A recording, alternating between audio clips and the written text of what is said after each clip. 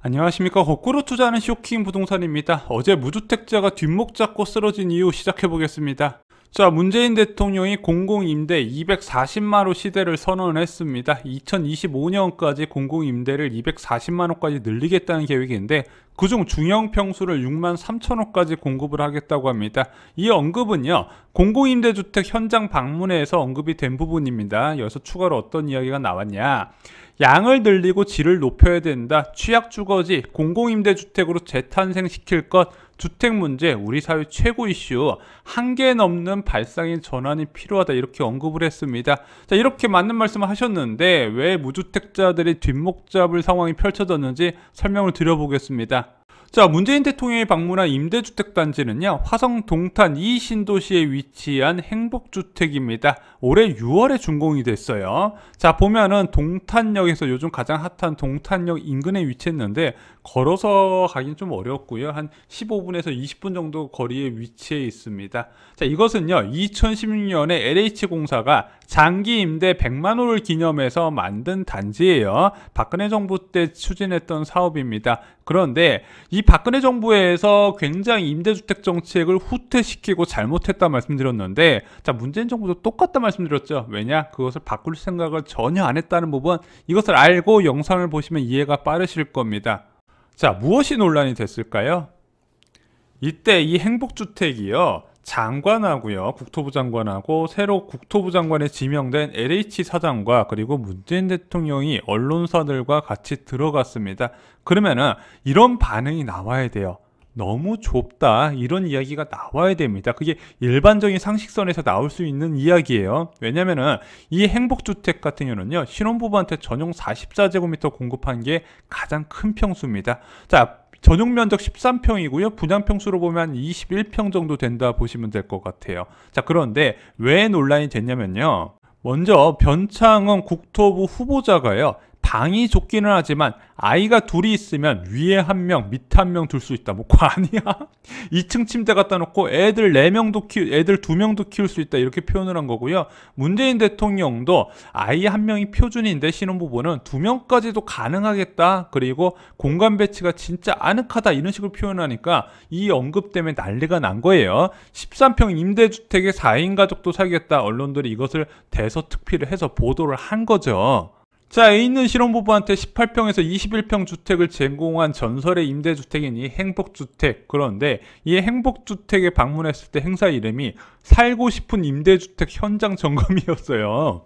자, 물론 신혼부부가 처음에 신혼집 구할 때 21평, 18평 구하는 거 맞습니다. 그리고 나서 1년 뒤에 자녀 태어나면 100% 이사 가네요. 그래서 이런 거는요, 신혼부부한테 1, 2년 살다가 나가라고 만든 정책입니다. 자, 그것을 제대로 된 임대주택, 살고 싶은 임대주택으로 포장하면 안 되죠.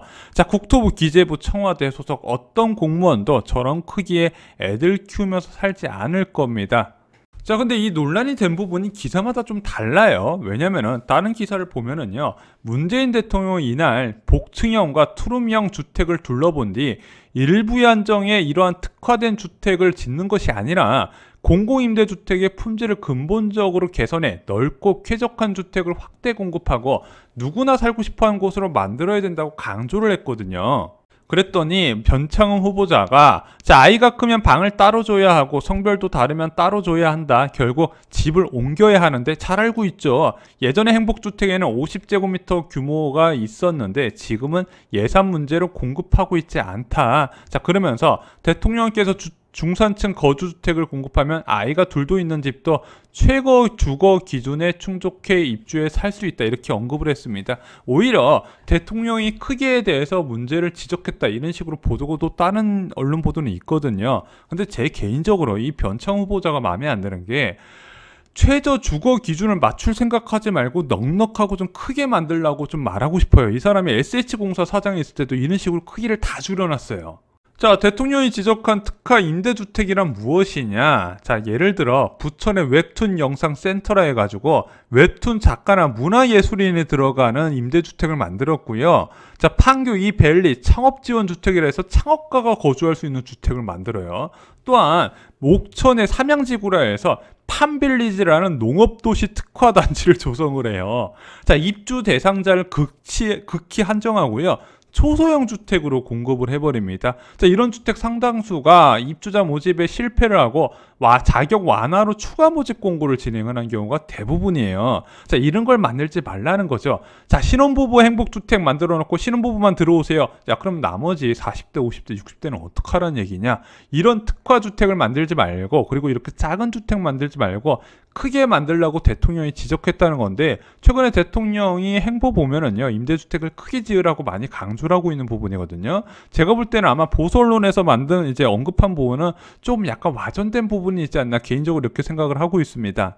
자, 정부의 240만원 공공임대주택 정책 믿어도 될까요? 2025년까지 공급된다는 얘기거든요. 그럼 2017년에 137만호였는데 8년 만에 100만호를 늘리겠다는 이야기입니다. 가능할까요? 매년 12만호의 임대주택을 공급을 해야 됩니다. 그럼 현재도 12만호씩 공급을 하고 있다는 얘기인데, 이러면은 1년 주택 수요량의 3분의 1이 공공임대가 담당을 해야 돼요. 근데 저는 이게 전혀 체감이 안 되고 있고 아마 여러분들도 체감을 못 하실 겁니다.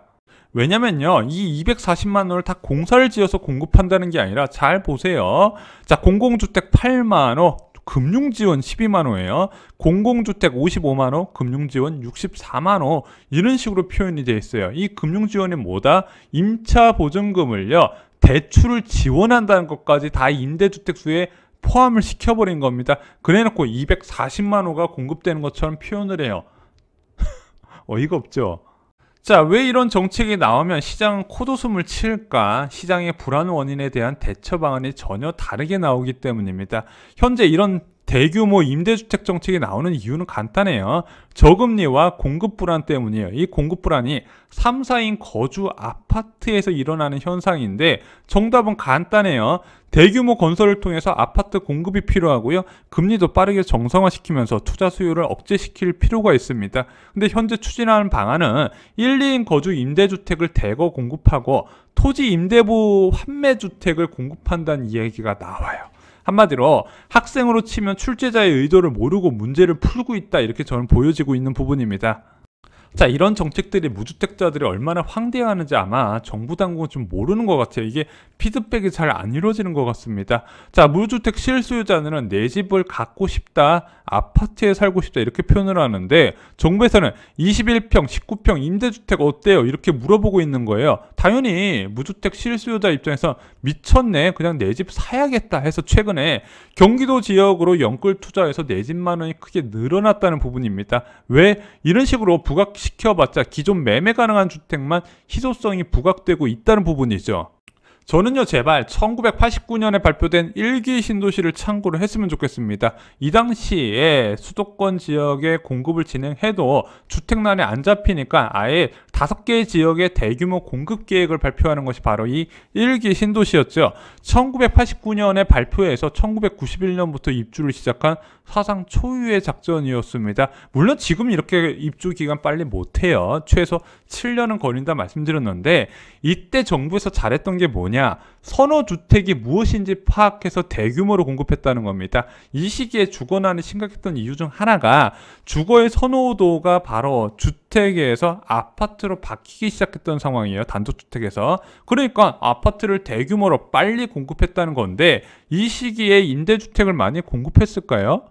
임대 비율 23%밖에 안 됐습니다. 매매를 원하기 때문에 대규모 분양으로 해결했던 대표적인 사례예요. 자, 이런 식으로 물량을 쏟아 부으니까 10년 가까이 주택시장이 안정세를 취할 수 있었다는 부분입니다. 자, 근데 현재 일어나고 있는 매매 시장 불안을요, 과연 임대주택의 대규모 공급으로 해소가 가능할까? 전 그렇지 않다고 생각합니다. 매매의 욕구는요, 매매로 채워줘야 되는 부분이에요. 그래서 대규모 공급으로 매매 수요를 챙겨주고, 그 이후에 주택 고가 아파트 갖고 있으면 큰일 나겠구나 싶을 때 임대주택을 제대로 공급해야지, 지금은 때가 전혀 아니라는 부분이죠. 또한 앞으로 국토부 장관이 될 가능성이 많은 변창흠 후보자한테도 이야기하고 싶은데, 자, 오늘처럼 최저 주거 기준만 충족하려는 생각할 바에는 그냥 국토부 장관 안 했으면 좋겠어요. 이상으로 쇼킹 부동산 마칩니다. 개인적으로 문재인 대통령이 어제 발언했던 13평 임대주택을 보면서 4인 가구도 거주 가능하겠다 이런 발언은 제발 오보이길 바랍니다. 그동안에 너무 탁상행정으로 예산 낭비가 심했고 많은 실수요자들이 피해를 봤습니다. 그런 피해가 더 없었으면 좋겠습니다. 좋아요, 구독, 공유 꼭 부탁드립니다. 감사합니다.